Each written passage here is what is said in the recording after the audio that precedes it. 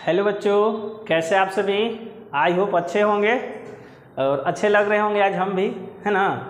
थोड़ा सा क्या किए है ना कि भारी था, ढेर गर्मी का दिन आ गया है तो इसको हटा दिए। अब थोड़ा मन हल्का लग रहा है। तो आज जो है हम लोग पुनः इस चैप्टर का लास्ट टॉपिक, यानी जो हमारा चैप्टर चल रहा था जिसका नाम क्या था, सॉलिड स्टेट, ठोस अवस्था, उसका आज लास्ट लेक्चर है, यानी अंतिम क्लास है। हो सके कि ये 2 क्लास में जाए, लेकिन टॉपिक लास्ट है, इसके बाद कोई टॉपिक नहीं है, ठीक ना। और फिर उसके बाद हम लोग एक नए चैप्टर को डील करेंगे। तो चलिए, सब्सक्राइब नहीं करना है क्योंकि आपके काम का होगा तो आप कर देंगे, हमको पूरा विश्वास है। अगर सेशन आपको अच्छा लगेगा तो जाते जाते सिर्फ लाइक कर दीजिएगा, ठीक है। तो आज का जो हमारा टॉपिक है वो है ठोसों के वैद्युतीय गुण। हो चुका है, तो आज का हमारा जो टॉपिक होगा वो होगा ठोसों के चुंबकीय गुण। ठोसों के चुंबकीय गुण।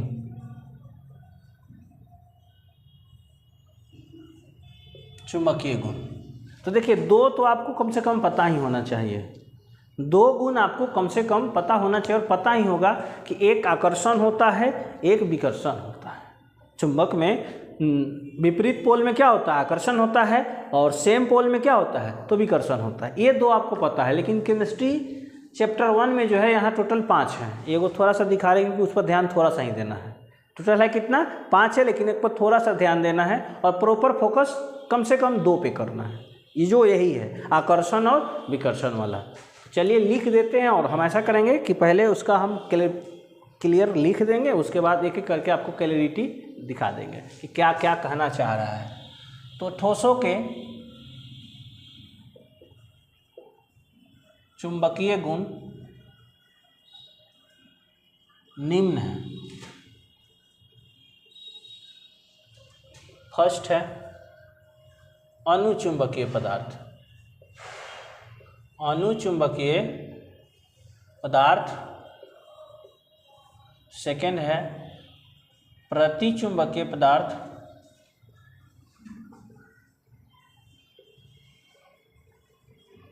एंड थर्ड है लौह चुंबकीय पदार्थ।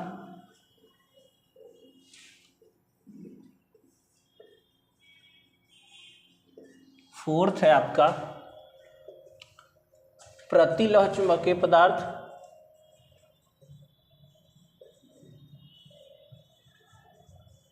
चुंबकीय पदार्थ। और अंत है 5वां नंबर, इसी को बोले, थोड़ा कम भी ध्यान दीजिएगा तो चलेगा, फेरी चुंबकीय पदार्थ।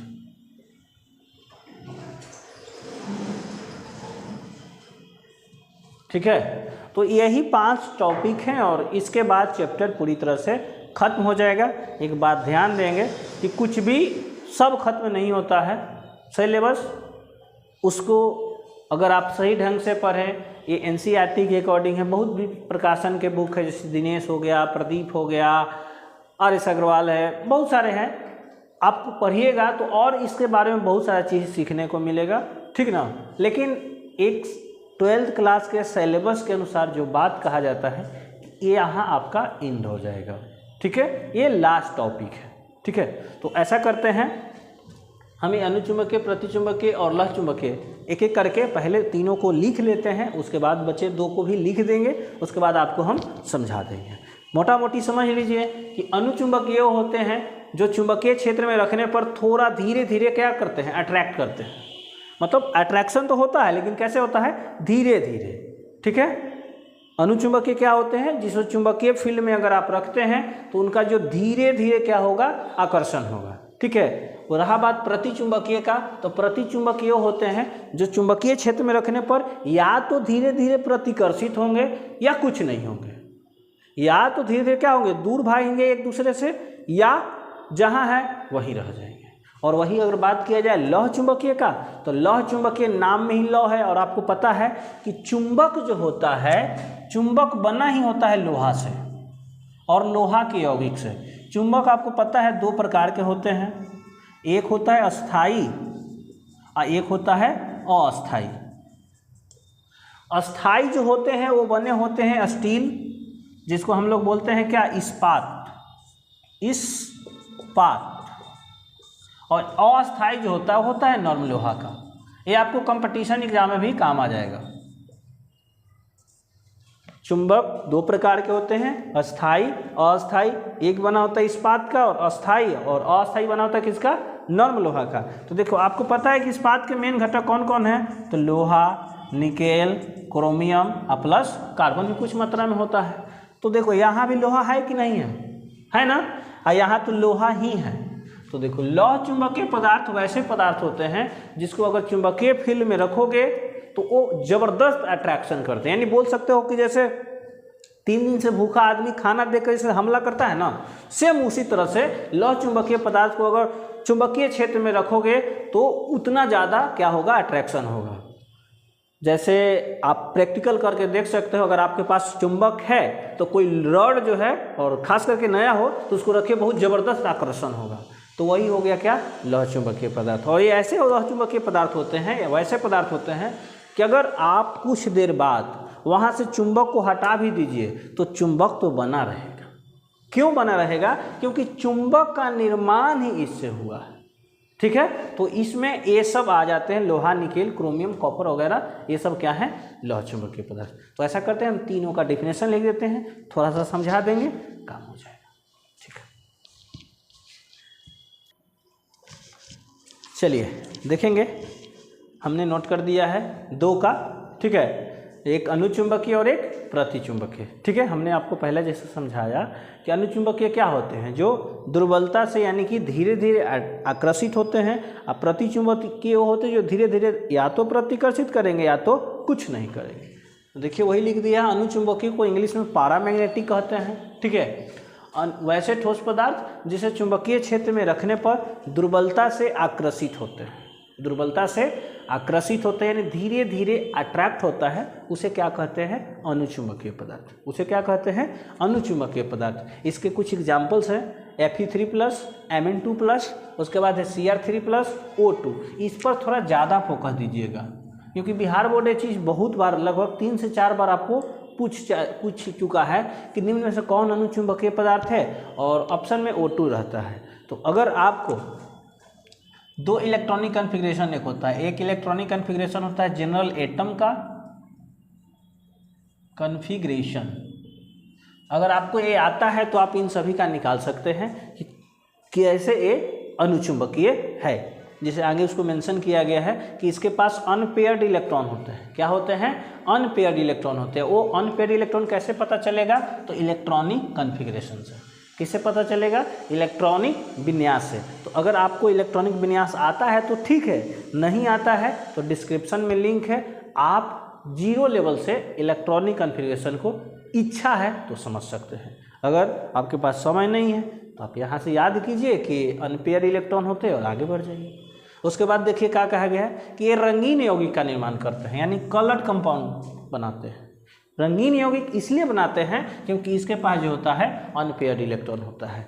जिसके पास अनपेयर्ड इलेक्ट्रॉन होगा वो 1 हो अथवा 10 हो, वही रंगीन यौगिक बनाएगा, और जिसके पास अनपेयर्ड इलेक्ट्रॉन नहीं होगा वो रंगहीन यौगिक बनाएगा। जैसे क्वेश्चन ये आ चुका है, आप देखिएगा कि Cd2+ लवण जो है सफ़ेद है। क्या है, सफ़ेद है। क्यों, तो इस क्वेश्चन का उसका कहने का अर्थ हो गया कि Cd2 लवण जो है वो रंगहीन है। शायद आपको मालूम हो तो अच्छा, नहीं मालूम है तो जान लीजिए कि सफ़ेद कोई कलर नहीं है। इसी सफ़ेद प्रकाश से जब प्रिज्म से गुजारा जाता है प्रकाश को तो 7 कलर प्राप्त होते हैं। जिससे 7 कलर निकलता है वह स्वयं कोई कलर नहीं है। यही दुनिया है। जिस सुने हो ना, सबके पास होता भी होगा एक रफ कॉपी, एक रफ कॉपी। तो जो सारे सब्जेक्ट को मैनेज कर लेता है उसको लोग रफ कहते हैं। जीवन में भी यही फंडा है। जो घर में हो, समाज में हो, सभी के बातों को सुनता है, सभी के बातों को समझता है, उनके अकॉर्डिंग चलता है, तो लोग उसको पागल कहते हैं। ठीक है, तो समझदार आदमी को लोग पागल कहते हैं। तो देखो सफ़ेद कलर कहने का अर्थ हो गया उसमें कोई कलर नहीं है, सफ़ेद कोई कलर नहीं है। और जिसके पास अनपेयर इलेक्ट्रॉन नहीं होगा वो सब सफ़ेद होंगे, वो सब रंगहीन यौगिक होंगे। ठीक है, तो रंगीन होने के लिए कम से कम एक यानी ज़्यादा से ज़्यादा जितना भी अनपेयर इलेक्ट्रॉन हो ज़्यादा फायदा है। तो जिसके पास अनपेयर इलेक्ट्रॉन होगा वही रंगीन यौगिक का बनाएगा।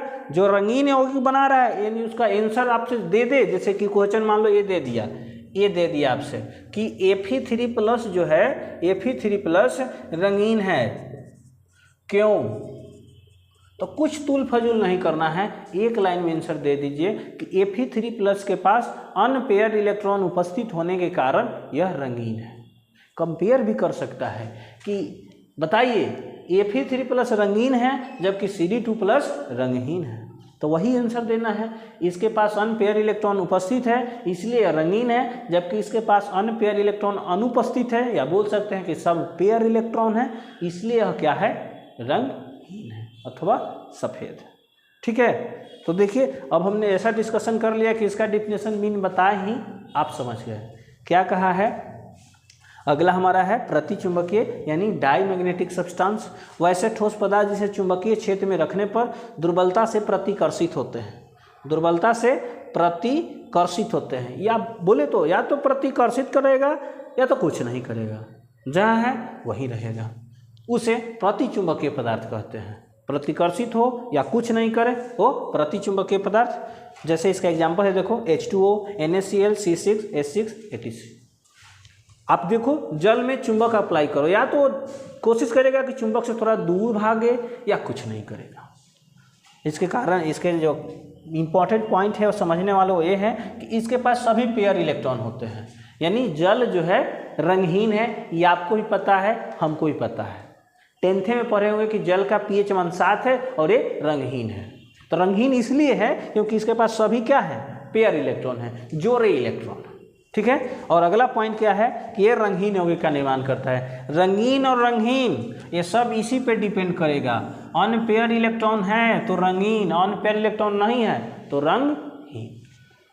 अब पता चले कि कितना, तो उससे हमको कोई मतलब नहीं है। अगर एक भी होगा तो रंगीन होगा, एक नहीं होगा तो रंगहीन होगा, 5 होगा तो भी रंगहीन होगा, रंगीन होगा, यानी अनपेयर्ड है तो रंगीन, नहीं है तो रंगीन। ऐसे कॉन्सेप्ट आया समझ में?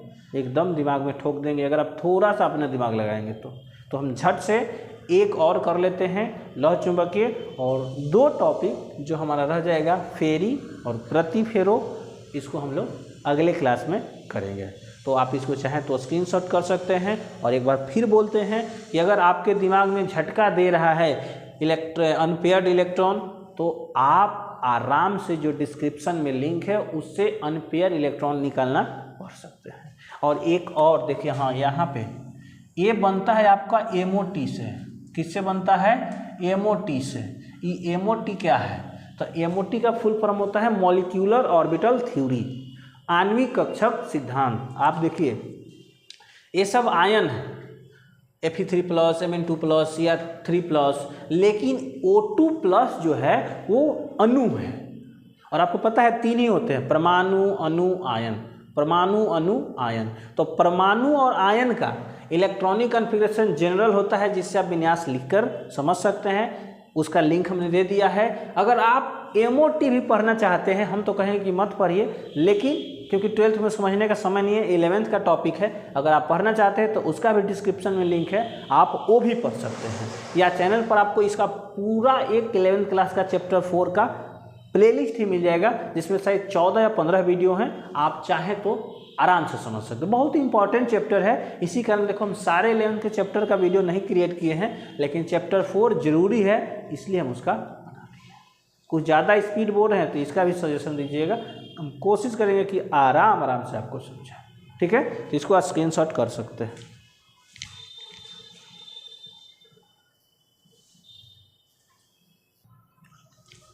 चलिए आज का हमारा लास्ट टॉपिक देखिए, डिफिनेशन बदल दिए, मेन टॉपिक वो बदलवे नहीं किए। गजब बात है यार।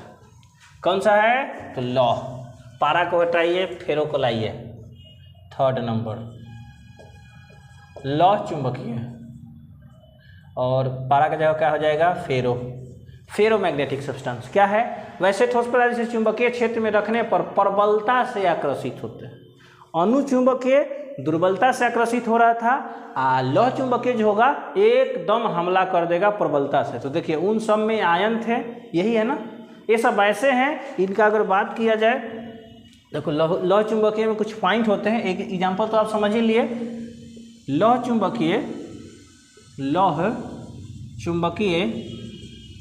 पदार्थ में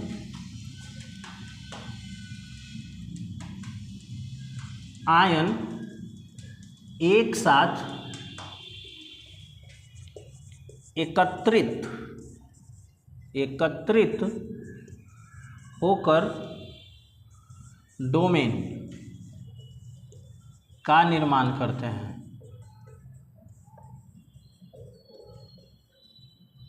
जिसमें चुंबकीय गुण उपस्थित होता है,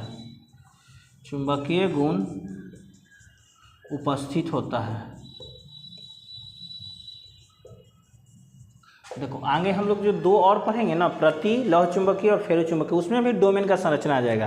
देखो ये सब ऐसे धातु हैं जिसको क्या बताया कि चुंबकीय क्षेत्र में रखो तो ये तो आकर्षण करेंगे ही करेंगे, लेकिन अगर आप यहाँ से चुंबक को हटा भी लो तो भी इनमें आकर्षण रहेगा। क्यों रहेगा, क्योंकि ये एक डोमेन मतलब एक खंड एकत्रित हो जाते हैं, स्वयं चुंबकीय गुण प्रदर्शित करने लगते हैं। जैसे मान लो कि अगर आप कहीं हो तो एक टीचर है जो आपको पढ़ा रहा है, मान लो हम ही हैं, आपको पढ़ा रहे हैं, किसी दिन हम नहीं आए, तो उसी में से कोई एक समझदार होगा जो बाकी सबका प्रॉब्लम सॉल्व कर देगा।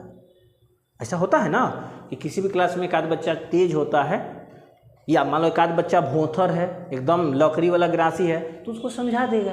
तो वही बात है, काम रुका नहीं। तो वही बात है, अगर इसको चुंबकीय क्षेत्र में रखिए तो आकर्षण तो होगा ही, लेकिन अगर यहाँ से चुंबक हटा भी दीजिए तो भी आकर्षण रहेगा।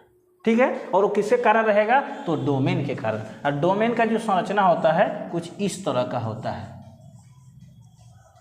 इस तरह से आयन इकट्ठा हो जाते हैं और तीनों में डोमेन संरचना होता है, लौह में भी, प्रतिलौह में भी और फेरी में भी। इसमें जो इलेक्ट्रॉन का अरेंजमेंट होता है वो इस तरह से होता है, सब एक ही दिशा में होते हैं, इसी कारण आकर्षण जो होता है जबरदस्त होता है।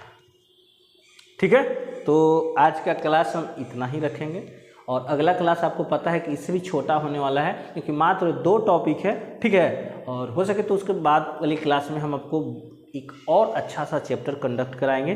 तब तक के लिए बाय बाय और धन्यवाद। अगर आप ये पूरा वीडियो को देखे हैं तो चैनल सब्सक्राइब नहीं करना है।